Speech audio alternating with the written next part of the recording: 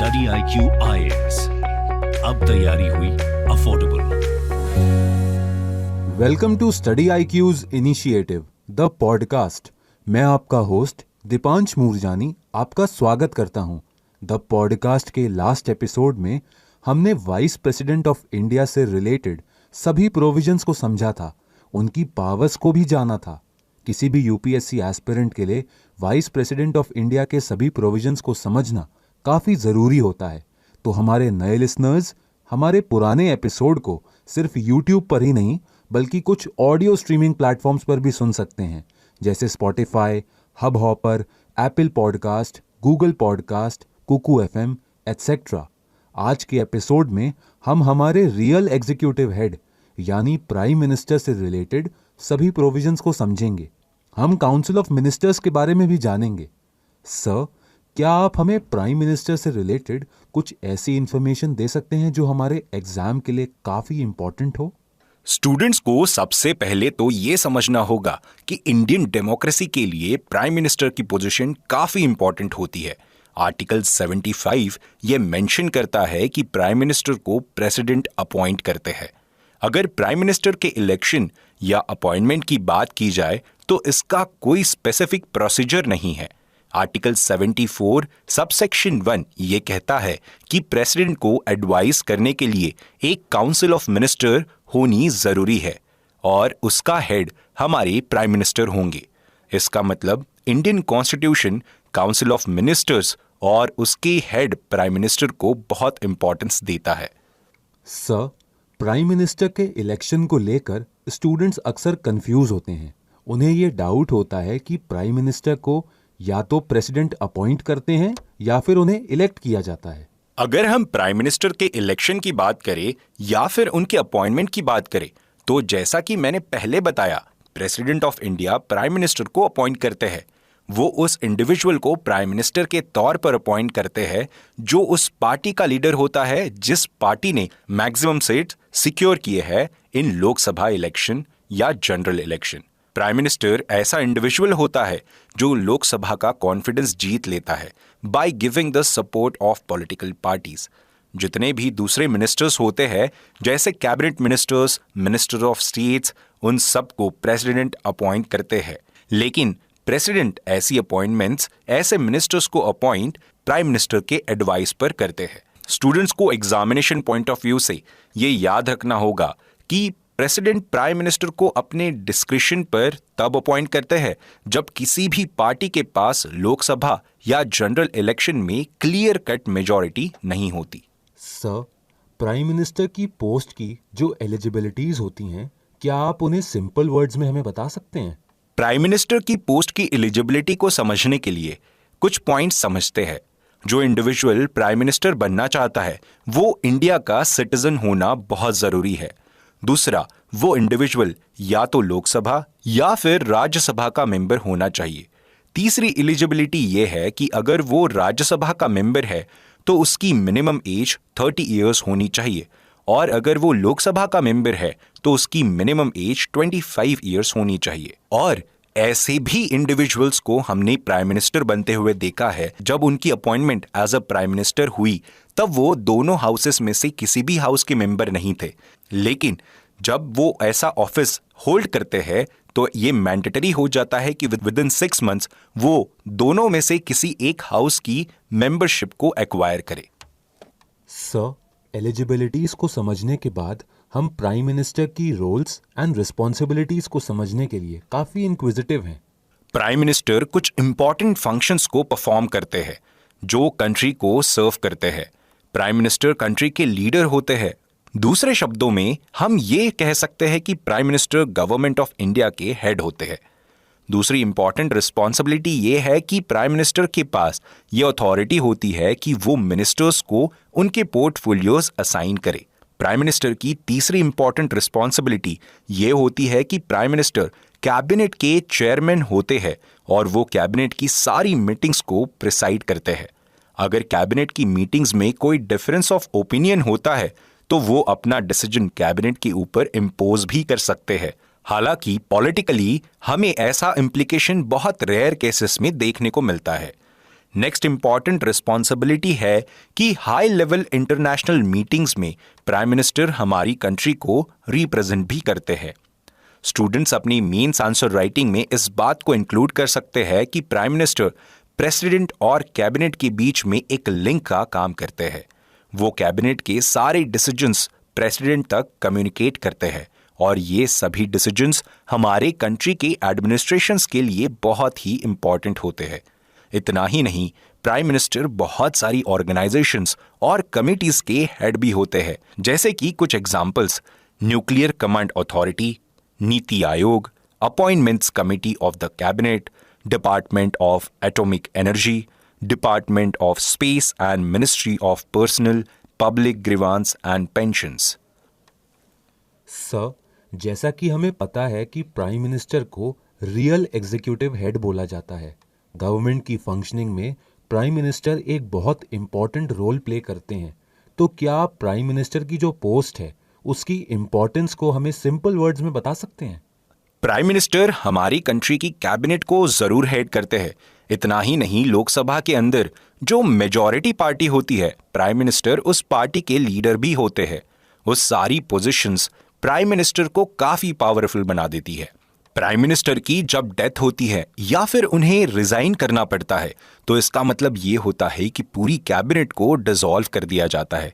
इसे इंग्लिश में एक बहुत ही कैची फ्रेज के साथ एक्सप्रेस किया जाता है, that the prime minister and his cabinet will flow together and sync together. अगर हम सिंपल वर्ड्स में बात करें तो प्राइम मिनिस्टर के रेजिग्नेशन या फिर किसी अनफॉर्चुनेट सिनारियो में उनकी डेथ होना गवर्नमेंट की फंक्शनिंग को बहुत बुरी तरीके से डिसरप्ट करती है। जब हम प्राइम मिनिस्टर की पोजीशन की इंपॉर्टेंस की बात करते हैं तो हमें प्राइम मिनिस्टर और प्रेसिडेंट के रिलेशन को भी समझना होगा। हमारे कॉन्स्टिट्यूशन में कुछ आर्टिकल्स हैं जो प्राइम मिनिस्टर और प्रेसिडेंट के रिलेशन को डिफाइन करते हैं। बहुत बार कॉन्स्टिट्यूशनल एक्सपर्ट्स ये बोलते हैं कि प्राइम मिनिस्टर्स और प्रेसिडेंट के बीच एक हेल्दी रिलेशनशिप बहुत जरूरी है, क्योंकि उस हेल्दी रिलेशनशिप की वजह से हमारी कंट्री की एडमिनिस्ट्रेशंस स्ट्रांग होती है। सर, अभी आपने हमें ये बताया कि प्रेसिडेंट और प्राइम मिनिस्टर के बीच एक हेल्दी रिलेशनशिप ज़रूरी होता है। तो क्या आप उस हेल्दी रिलेशनशिप को कुछ कॉन्स्टिट्यूशनल प्रोविजंस के थ्रू हमें बता सकते हैं? बिल्कुल। अब हम प्राइम मिनिस्टर और प्रेसिडेंट के रिलेशनशिप को कॉन्स्टिट्यूशनल प्रोविजंस के मैंडेट से समझते हैं। आर्टिकल 74 ये कहता है कि प्राइम मिनिस्टर और प्रेसिडेंट दोनों ही काउंसिल ऑफ मिनिस्टर्स से रिलेटेड है। काउंसिल ऑफ मिनिस्टर के हेड प्राइम मिनिस्टर होते हैं और यही काउंसिल ऑफ मिनिस्टर्स प्रेसिडेंट को बहुत सारे इश्यूज पर एडवाइस करता है। इसके बाद आर्टिकल 75 सबसेक्शन 3 कुछ इंपॉर्टेंट प्रोविजंस को मेंशन करता है। पहला इंपॉर्टेंट प्रोविजन ये है कि प्राइम मिनिस्टर को प्रेसिडेंट के द्वारा अपॉइंट किया जाता है और गवर्नमेंट में परफॉर्म करने वाले जो दूसरे मिनिस्टर्स होते हैं उनको भी प्रेसिडेंट अपॉइंट करते हैं, लेकिन प्राइम मिनिस्टर्स की एडवाइस पर। नेक्स्ट इंपॉर्टेंट प्रोविजन ये होता है कि मिनिस्टर्स अपनी पोजीशन तभी तक होल्ड करते हैं जब तक प्रेसिडेंट उनके फंक्शनिंग से सेटिस्फाइड है। तीसरा इंपॉर्टेंट प्रोविजन ये है कि council of ministers collectively responsible होते हैं लोकसभा के लिए। यहां पर स्टूडेंट्स को ये याद रखना होगा कि जब हम एग्जामिनेशन हॉल में बैठते हैं तब यूपीएससी ऐसा स्टेटमेंट दे सकता है कि council of ministers is collectively responsible for parliament या राज्यसभा, लेकिन इसका सही जवाब है that council of minister is collectively responsible for Lok Sabha. इसके बाद जो नेक्स्ट इंपॉर्टेंट आर्टिकल है जो प्राइम मिनिस्टर और प्रेसिडेंट के रिलेशनशिप को दर्शाता है वो है आर्टिकल 78। आर्टिकल 78 ये कहता है कि प्राइम मिनिस्टर को सारे डिसीजंस प्रेसिडेंट को कम्युनिकेट करने पड़ते हैं जो काउंसिल ऑफ मिनिस्टर्स के द्वारा लिए जाते हैं। उसके बाद प्रेसिडेंट कुछ इश्यूज को रिकंसिडरेशंस के लिए भी रेफर कर सकते हैं। प्रेसिडेंट काउंसिल ऑफ मिनिस्टर्स के डिसीजन के रिस्पेक्ट में कुछ रेफरेंसेस या सजेशंस भी दे सकते हैं। सर, जैसा आपने हमें बताया था कि काउंसिल ऑफ मिनिस्टर्स प्रेसिडेंट को एडवाइस कर सकती है और एग्जामिनेशन पॉइंट ऑफ व्यू से काउंसिल ऑफ मिनिस्टर्स को समझना काफ़ी इंपॉर्टेंट हो जाता है, तो क्या आप इसे सिंपल वर्ड्स में हमें बता सकते हैं? काउंसिल ऑफ मिनिस्टर्स की बात करें तो हमारे कॉन्स्टिट्यूशन में 2 आर्टिकल्स ऐसे हैं जो काउंसिल ऑफ मिनिस्टर्स से डील करते हैं, आर्टिकल 74 और आर्टिकल 75। आर्टिकल 74 ये कहता है कि काउंसिल ऑफ मिनिस्टर्स के हेड प्राइम मिनिस्टर होंगे और काउंसिल ऑफ मिनिस्टर्स प्रेसिडेंट को एडवाइस करेंगे।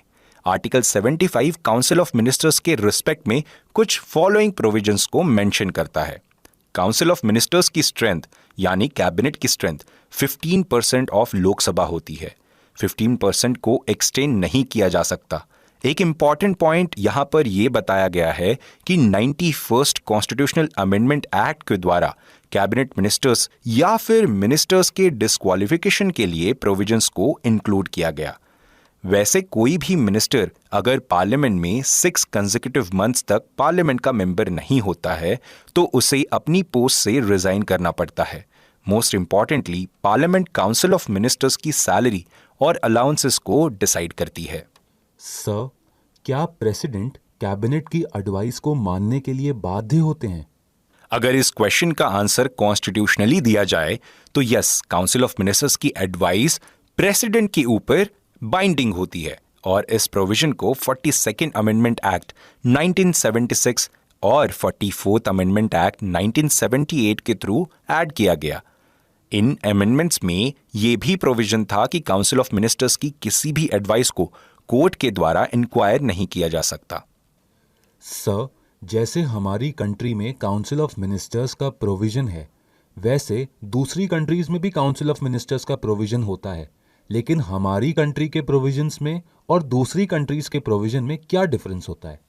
दीपांश, कैबिनेट का सिस्टम हमें इंग्लैंड में भी देखने को मिलता है, लेकिन इंग्लैंड में जिस कैबिनेट सिस्टम को फॉलो किया जाता है वो कन्वेंशंस पर बेस्ड होता है। अब हम ये समझते हैं कि हमारे सिस्टम इंग्लैंड के सिस्टम से कैसे डिफरेंट है। हमारे कॉन्स्टिट्यूशन में आर्टिकल 75 सबसेक्शन 3 के अंदर यह मेंशन है कि council of ministers collectively responsible होते हैं लोकसभा के लिए। इसका मतलब ये हुआ कि कोई मिनिस्ट्री लोकसभा का कॉन्फिडेंस लूज करती है तो पूरी मिनिस्ट्री को रिजाइन करना पड़ता है। अगर उस मिनिस्ट्री के कुछ मेंबर्स राज्यसभा के मेंबर्स है तो उन मेंबर्स को भी रिजाइन करना पड़ता है। इसे हम एग्जाम्पल के तौर पर समझने की कोशिश करते हैं। मान लीजिए अगर मनी बिल या फाइनेंस बिल को रिजेक्ट किया जाता है, पूरी फाइनेंस मिनिस्ट्री को रिजाइन करना पड़ेगा, लेकिन इसी के साथ साथ पूरी कैबिनेट और गवर्नमेंट का भी कॉन्फिडेंस लूज हो जाएगा। और ऐसा हम नो कॉन्फिडेंस मोशन के टाइम पर भी देखते हैं। अगर नो कॉन्फिडेंस का मोशन पास हो जाता है तो पूरी कैबिनेट को इंक्लूडिंग प्राइम मिनिस्टर रिजाइन करना पड़ता है। जिस सिस्टम को हमारे कॉन्स्टिट्यूशन मेंबर्स ने अडॉप्ट किया उसके लिए बोला जाता है कि the ministers fall and stand together. In fact हमारे कॉन्स्टिट्यूशन में ये भी प्रोविजन है कि कोई भी मिनिस्ट्री प्रेसिडेंट को एडवाइस दे सकती है कि वो लोकसभा को डिसॉल्व कर दे और फ्रेश इलेक्शंस को कंडक्ट करे। सर, हमें हमारी कंट्री में मिनिस्टर्स की अलग अलग कैटेगरीज देखने को मिलती हैं, जैसे cabinet ministers, minister of state etcetera. तो क्या आप इन कैटेगरीज को सिंपल वर्ड्स में हमें बता सकते हैं? एग्जामिनेशन पॉइंट ऑफ व्यू से अगर स्पेशली बात की जाए तो हमारे कॉन्स्टिट्यूशन में मिनिस्टर्स को रैंक में डिवाइड नहीं किया जाता, लेकिन हमारी कंट्री में मिनिस्टर्स की अलग अलग टाइप्स जरूर होते हैं। Cabinet ministers, minister of state with independent charge, minister of state and deputy minister, इनमें से ये कुछ टाइप्स है। सबसे पहले हम कैबिनेट मिनिस्टर्स को समझते हैं। कैबिनेट मिनिस्टर्स उन मिनिस्टर्स को बोला जाता है जो कैबिनेट की सभी मीटिंग्स में पार्टिसिपेट करते हैं।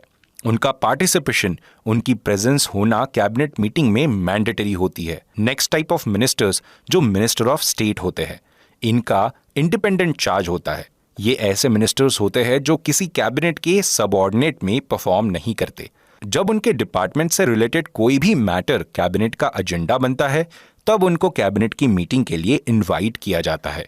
इसका मतलब minister of state with independent charge cabinet की सभी मीटिंग्स में पार्टिसिपेट नहीं करते, लेकिन वो तब पार्टिसिपेट जरूर करते हैं जब उन्हें उनके मैटर्स के लिए इनवाइट किया जाए। नेक्स्ट कैटेगरी है minister of state.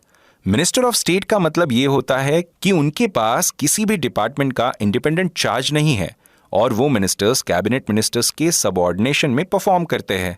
Minister of state को जो भी रोल्स एंड रिस्पॉन्सिबिलिटीज असाइन की जाती है वो उनके कैबिनेट मिनिस्टर्स के द्वारा की जाती है। नेक्स्ट टाइप ऑफ मिनिस्टर है डेप्यूटी मिनिस्टर। डेप्यूटी मिनिस्टर वो मिनिस्टर होते हैं जो या तो कैबिनेट मिनिस्टर के सबऑर्डिनेट में काम करते हैं या फिर minister of state with independent charge के सबऑर्डिनेट में काम करते हैं।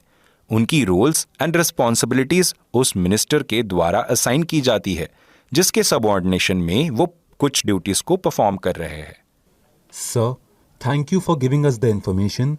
Dear listeners, it is time to call it quits for this episode of the podcast. In the next episode, we will be back with another topic. Till then, keep studying and stay connected with Study IQ.